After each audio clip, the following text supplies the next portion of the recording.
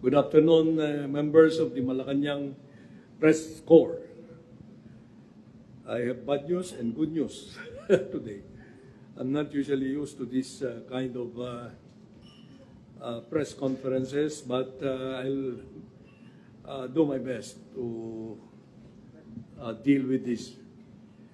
First, I would like to announce that as far as I am concerned, the Executive Secretary, the President declined the courtesy resignation that I tendered.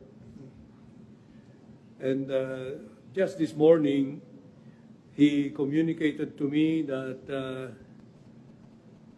I have his full backing for as long as I wish to work for him.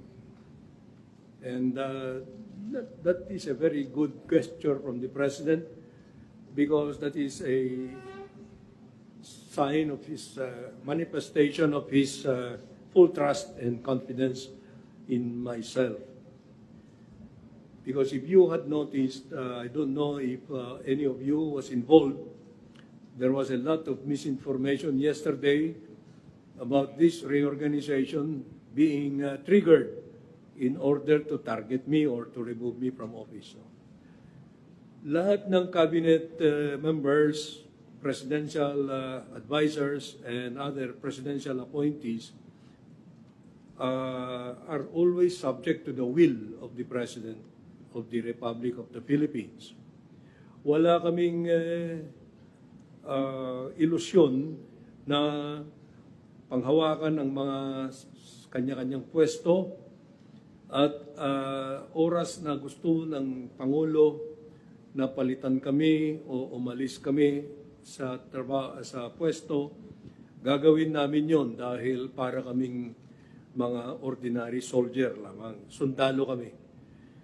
Lahat kami ay naghain ng aming courtesy resignations as called for by the President. Walang nag-hesitate. Kasi alam namin na Pangulo lamang ng Pilipinas ang makakapagsabi kung hanggang kailan kami maninilbihan sa taong bayan.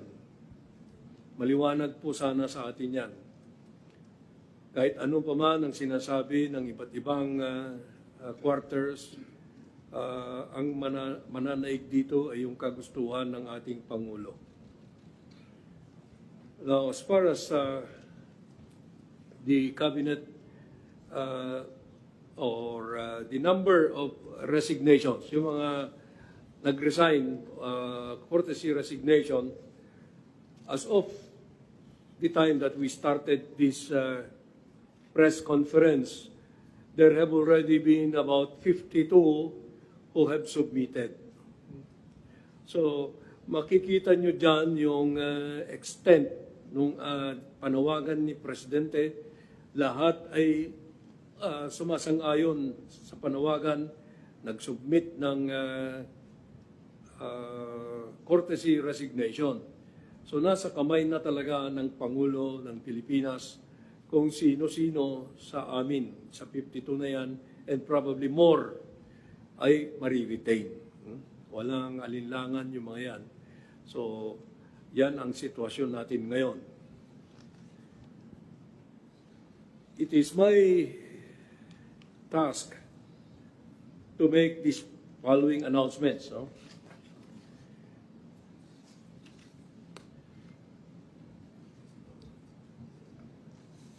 Because of the importance, dahil sa kahalagahan ng economic team sa buhay ng ating bansa, yan po ang unang inaksyonan ng ating Pangulo. After careful evaluation, the President decided to retain the following members of the Cabinet. Take note. Una, ang ating DTI Secretary Maria Cristina A. Roque, retained. Pangalawa, ang ating Department of Finance Secretary Ralph G. Recto.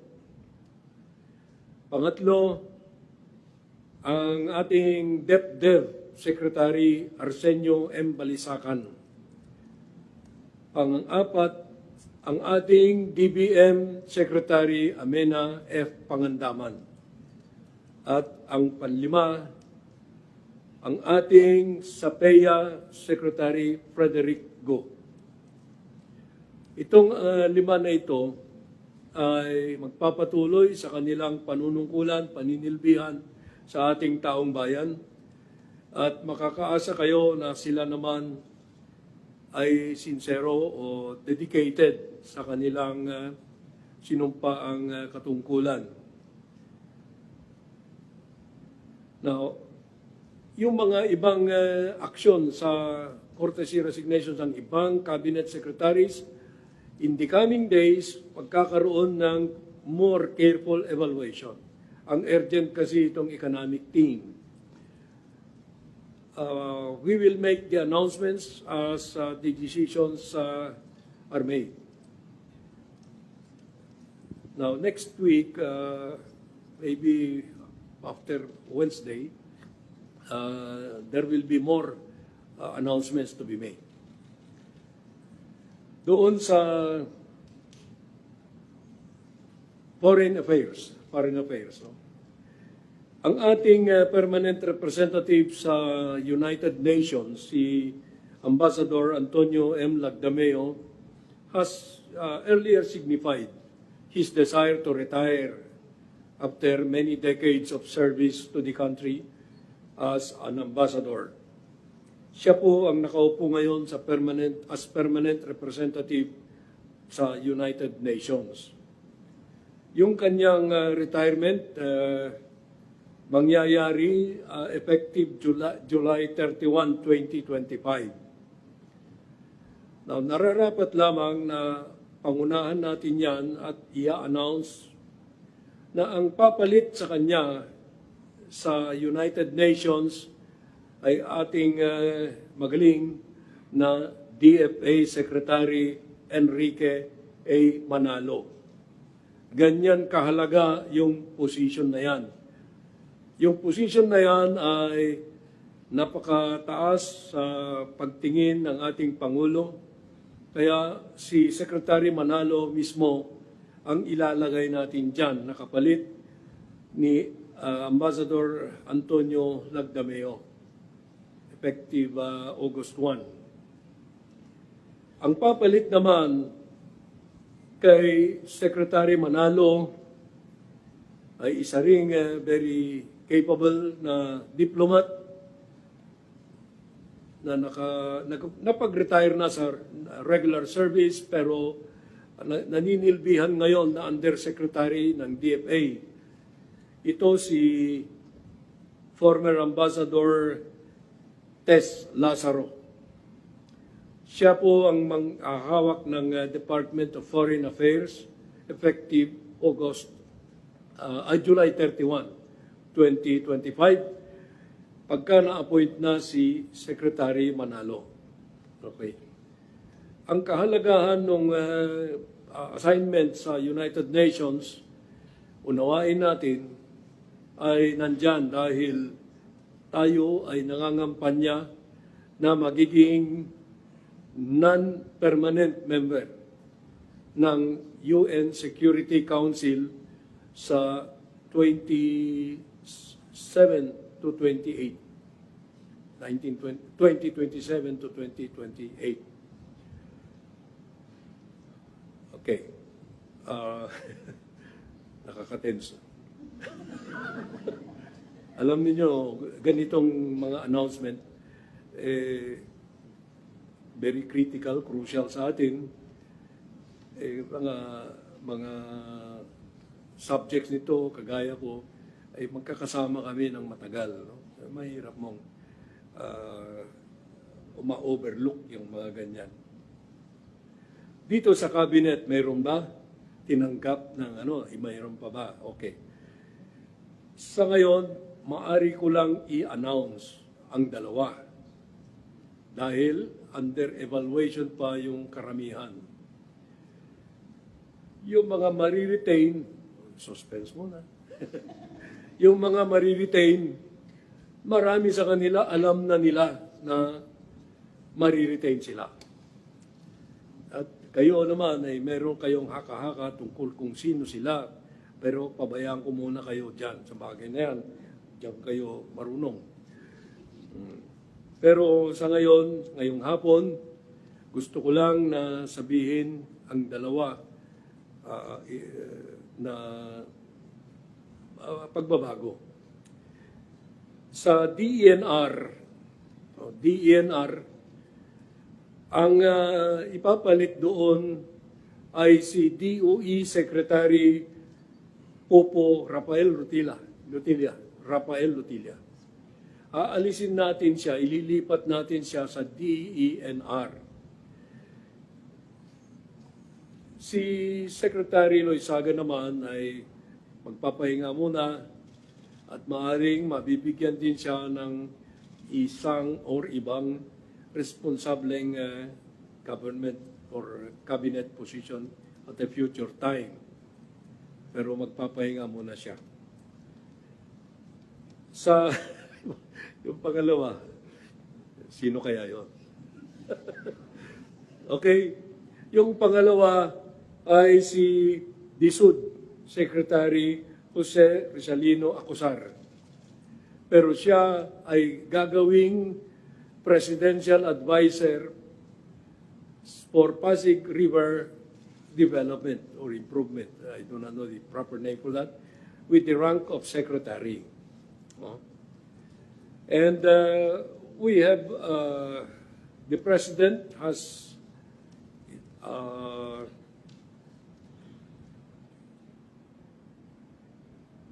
he is going to be replaced by a former Undersecretary sa DSUD, si Engineer Jose Ramon Aliling. Si incoming Secretary Aliling, former Undersecretary ng DSUD, naging in charge sa pambansang pambahay para sa Filipino Housing, 4PH program and Pasig Bigyan Buhay Muli Project. Ibig sabihin, hindi na siya bago sa DSUD. Siya po ay President ng Chief Executive Officer ng Jose Aliling Construction Management Group of Companies. Ito ay well-known for managing construction projects, big construction projects everywhere. Kaya meron siyang track record na maganda. He's the youngest president of the Construction Management Association of the Philippines and the first awardee of the TOYM for civil engineering.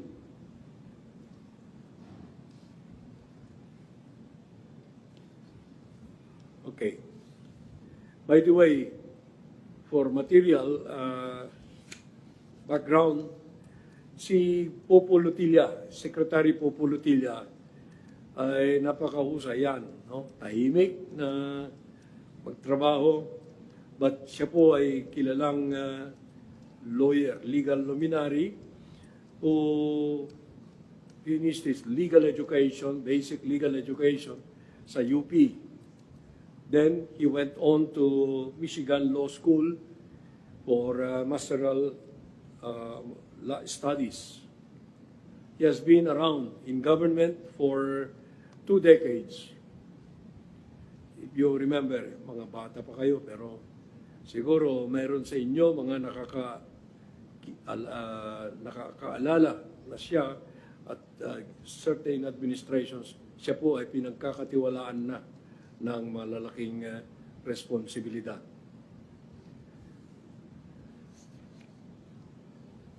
Okay, just before coming over, may pinakita sa akin na hindi ko ano ba tawag doon, vlog o ano, binabatikos pa rin ako. Hindi na sila humihinto. Alam nyo, hindi na sa akin yan tumatama eh. Sa kanila na mismo dahil sinungaling sila. Ganun lang. I'm not that concerned. Pero hindi na natin pag-uusapan yan. Basta sinabi ko, tigilan na nila. Kasi walang mangyayari. Tapos na laban nila. So with that, may I request the moderator to start the ball rolling. By the way, before we do that, to my right is Undersecretary Leonardo Roy Cervantes. And to my left is a massive figure, like Undersecretary Al-Asri Muhammad Sali. They are my undersecretaries in the Office of the Executive Secretary. So, thank you. Yes, for first question, Ivan Maydina, GMA7. No, Secretary, gentlemen. Sir, nabanggit po kahapon kabilang sa mga magiging basihan sa desisyon who gets retained and who gets replaced ay performance and issues of corruption. Sa mga mapapalitan po, ano hong nangyari? Ano hong naging basis kung bakit sila matatanggal? Secretary? Si Secretary Loizaga, walang issue na corruption dyan. Maybe there is just a perception, I don't know how fair or unfair that perception is, na mas ma-limit siya sa labas ng bansa. Yun ang recurring na pinapadating sa amin. Ngunit wag na natin siyang husgahan. No? Whether inefficiency yan o hindi, that's not up for us to do. But the evaluation showed that it was time to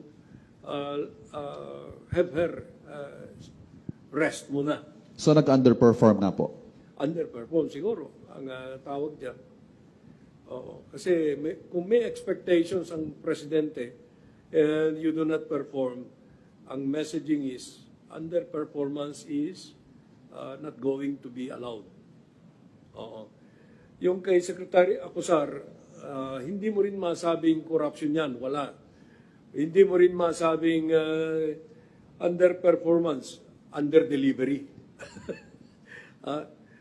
Alam mo, napakataas yung nilagay niyang standard niya when he accepted the job. But you know, he is a very efficient he was very efficient in the private sector, and we expect that the President expected na makapag-deliver siya. Pero I don't know if he set the standard too high for himself dahil 1 million housing a year, housing units. There may have been obstacles in his way which were beyond his control and beyond the control of government. But to us now, because of the results of the election, it's time for the President to take him out there and bring another one who might make a better performance. Ganyan ang tingin ko dun sa kaso ni Secretary Acosar. Wala namang masamang tinapay yan si Secretary Acosar. Mga mareretain naman po, are there new instructions from the President? Because in his message in demanding and calling for the submission of courtesy resignations, there was a sense of urgency. He wanted results and he wanted them fast. Ano ho kaya yung, sabi nyo nga, soldiers kayo, ano ho yung panibagong marching orders ng Pangulo from here on? Pag-usapan muna natin yung mga in-announce ko na maritate, yung economic team. Ano? Ang marching orders ni Presidente dyan is to enhance yung ating economic situation to the eyes of the outside world at saka dito sa Pilipinas, yung actual na economic health natin. Si Secretary Balisacan has been performing very well. He has been, practically, ang sabi ni Presidente sa kanya, he's a genius.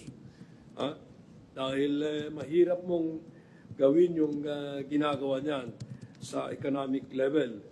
Si Secretary Frederick Go sa investments at saka economic matters ay walang may tatawar, hindi mo matatawaran yung kapasidad niya. Kasi he's a very experienced economist and businessman. Si Secretary Recto, that is the same thing that we have to say. Kasi si Secretary Recto from day one of his service, he came in midway in the past 3 years. Siya naman kaagad action man yan eh. You know, he was working under financial limitations or the fiscal space na nadatnyan niya eh, masikip. Pero up to now, we have remained a very active tayo because of the government's prioritization of spending. No? Si Secretary Amina Pangandaman naman, no one can be better than her sa budget, DBM. She can deny your request with grace. And that is very important because no one will ever get mad at her. She is considered as the the model for fiscal management, budget. Hindi ka pwedeng umalma dyan.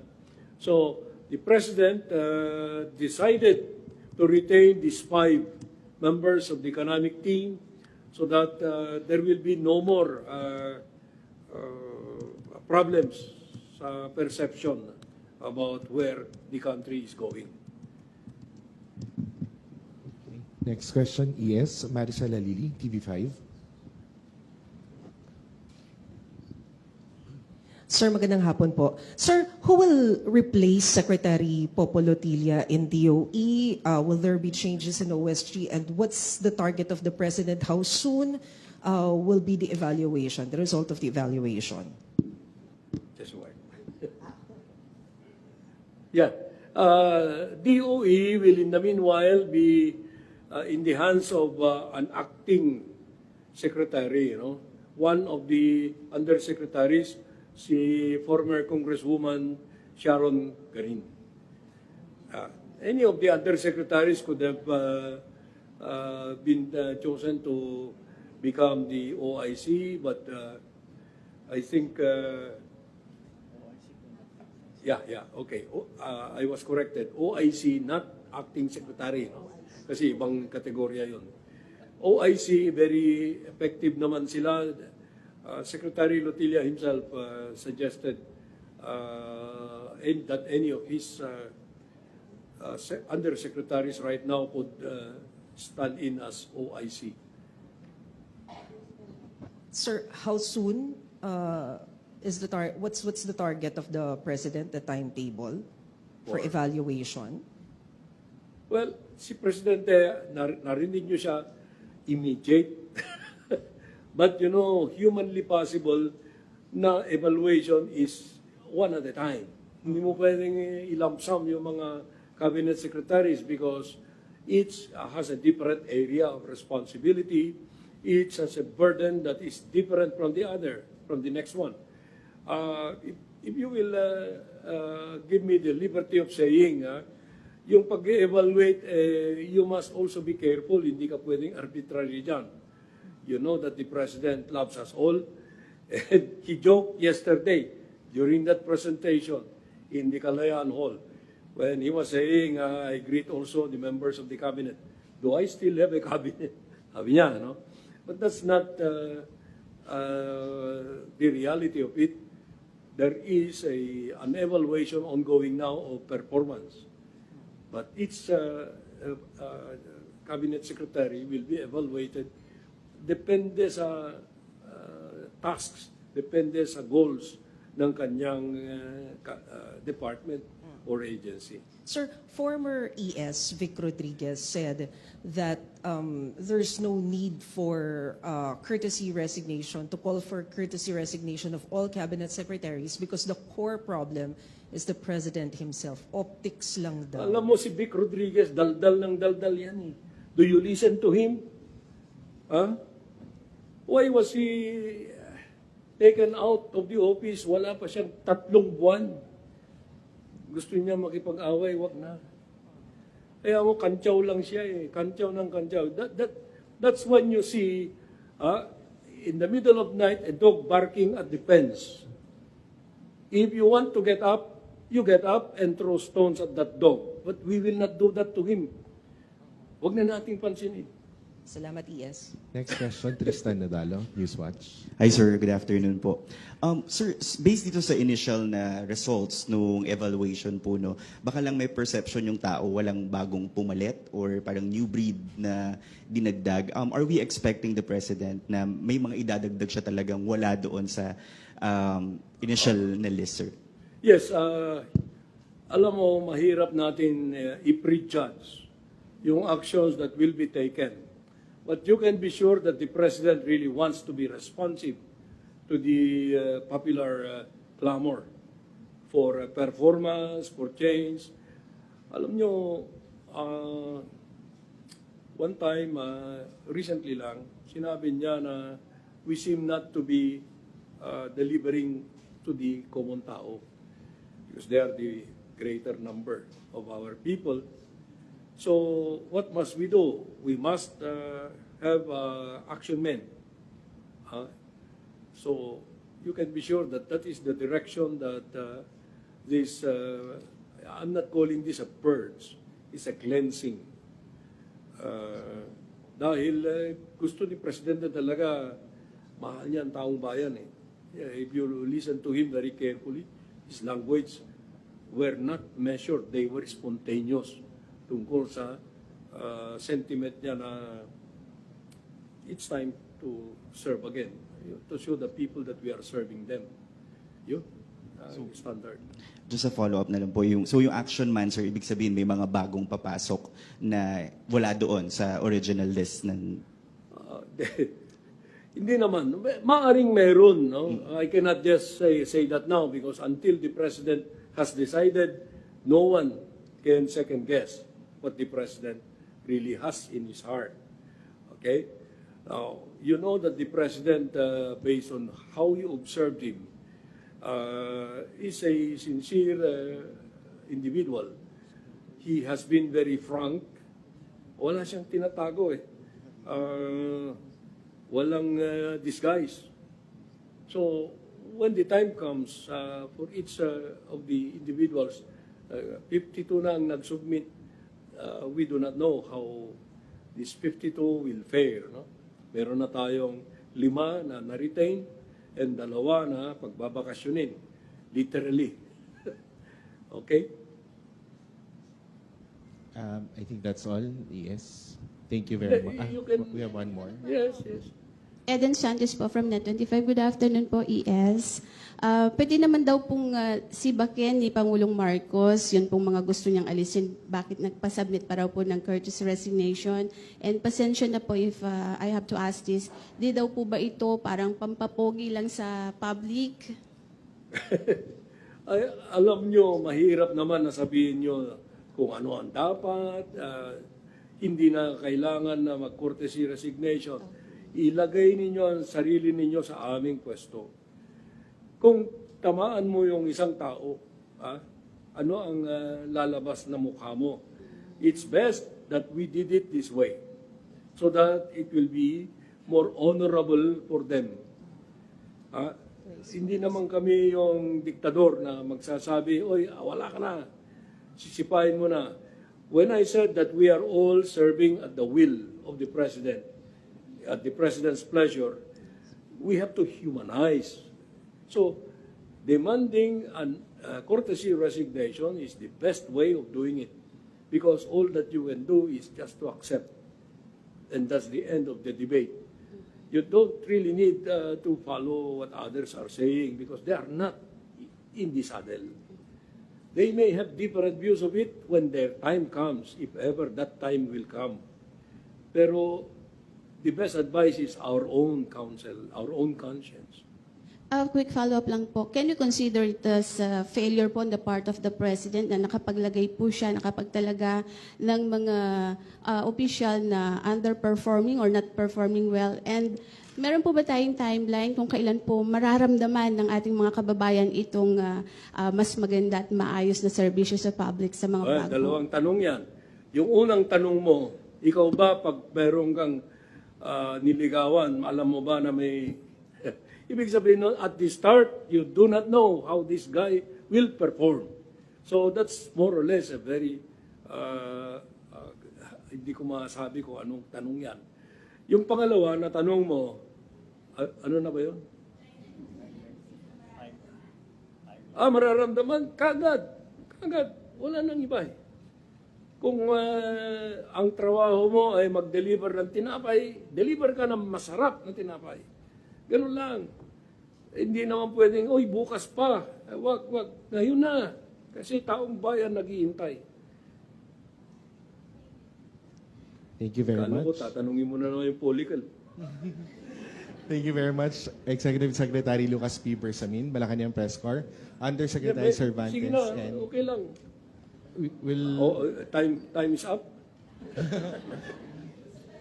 yes, sir. Then marami pa naman, you will have more opportunities when more action will be coming.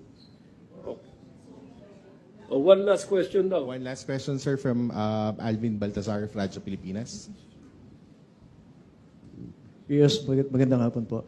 Yes, pwede po bang malaman yung composition ng review committee na sumisiyasat doon sa performance evaluation ng ating mga members ng cabinet? Well, hindi namin pwedeng sabihin sa inyo yung membership ng committee na yan, but you can be sure that they are the highly calibered, highly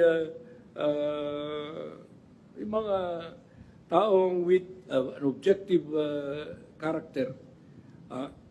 Maybe those who have been experienced, I can generalize only.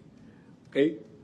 Now, ang pag-uusga naman, it is based on what are observed, what are on the ground now, or performance, etc. So these are all brought to the attention of the President, who makes the ultimate decision whether to dismiss or accept the resignation or to continue or to give a new mandate or what. Yes, follow-up lang po. Doon sa mga nag-submit ng resignation, meron po bang nag-submit ng irrevocable resignation? Ay, wala pa akong awareness dyan. But maybe in a few days' time we will know. Kasi karamihan naman ang memorandum ko kasi is unqualified courtesy resignation. When I submitted my own courtesy resignation letter, I did not use the word unqualified anymore, but I just made it plain that if the President deems to accept this resignation, I am already ready to turn over the pending matters in my office to my successor. Now, tandaan ninyo ito, ang acceptance of a resignation does not then and there cut off your connection because you still continue to have a responsibility to turn over to your successor. Okay? Hindi natin pwedeng pabayaan yan na pagtatalikod sa ating sinumpaang salaysay yan. Ay, sinumpaang salaysay. Yung oath of office natin, kung bigla na lang natin iiwanan yung trabaho, in an office like this, malalaki yan. So, iiwanan mo, bahala na yung sumunod sa'yo, hindi. So, ganun ang tingin natin dyan. Let the process proceed. Salamat po. Thank you. So, wala na, okay na. Apo. That Thank wraps you. up our briefing today. Yes. Yeah. Salamat sa inyo, ha. You wait for future announcements. Thank you very much.